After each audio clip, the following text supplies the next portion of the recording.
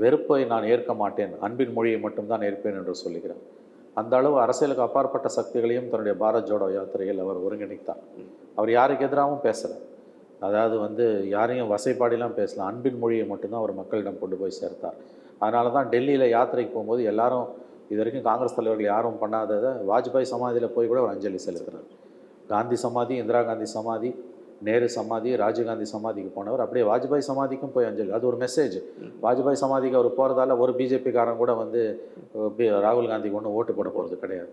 ஆனால் நான் எல்லாரையும், இந்த நாட்டின் தலைவர்களாக இருந்த எல்லோரும் இந்த நாட்டின் வளர்ச்சிக்காக பாடுபட்டிருக்கிறார்கள், அவர்கள் எல்லோருக்கும் நான் அஞ்சலி செலுத்த விரும்புகிறேன். அதில் எல்லா காங்கிரஸ்காரனும் காந்தியிலேருந்து ராஜீவ்காந்தி வரைக்கும் தான் போவான்.